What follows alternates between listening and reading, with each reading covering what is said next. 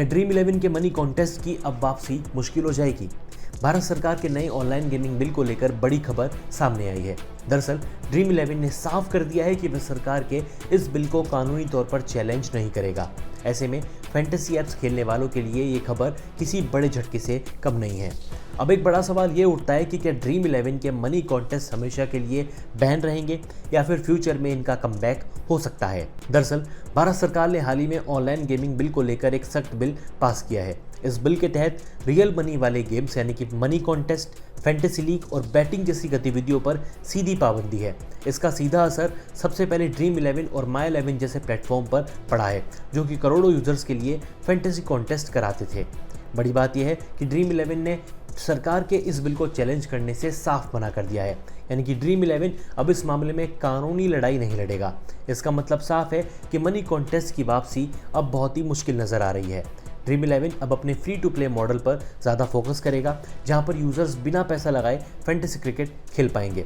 लेकिन यूज़र्स इससे बिल्कुल भी खुश नहीं है। साफ शब्दों में कहा जाए तो यूज़र्स फ्री टू प्ले नहीं बल्कि मनी कॉन्टेस्ट ही वापस चाहते हैं। ड्रीम 11 के इस फैसले से लाखों यूज़र्स को बड़ा झटका लगा है।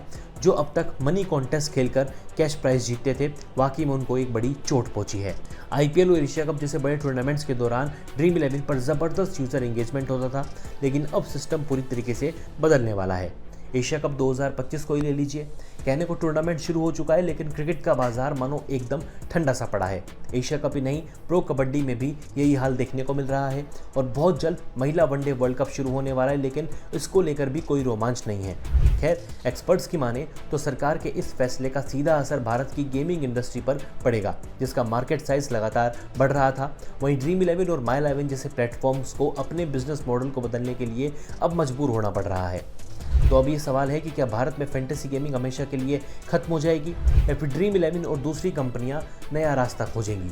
आने वाले वक्त में इस पर नजरें बनी रहेंगी, लेकिन इतना तो तय है कि मनी कॉन्टेस्ट खेलने वालों के लिए ये खबर किसी बड़े झटके से कम नहीं है। वैसे जानकारी के लिए बता दें कि कर्नाटका, दिल्ली और मध्य प्रदेश के हाई कोर्ट में A23, रवि बगीरा जैसी कंपनियों ने याचिका दायर कर ऑनलाइन गेमिंग बिल को चैलेंज किया है। उन्होंने अभी तक इस एक्ट को होल्ड पर रखने की मांग भी की है। सुप्रीम कोर्ट ने भी हाई कोर्ट की याचिका को ट्रांसफर करने की मांग की है। ये मामला अभी कोर्ट में जारी है, लेकिन जानकारी के लिए बता दें कि राष्ट्रपति की अनुमति से ही बिल पास किया जाएगा। हालांकि इस बात में कोई शक नहीं है कि अगर रियल मनी गेम्स को किसी तरीके की दोबारा वापसी का मौका मिलता है तो ड्रीम 11 का कमबैक भी नजर आएगा। हालांकि आपको क्या लगता है, क्या वाकई में फैंटेसी ऐप्स की वापसी होगी या फिर सरकार अपने बिल पर कायम रहेगा?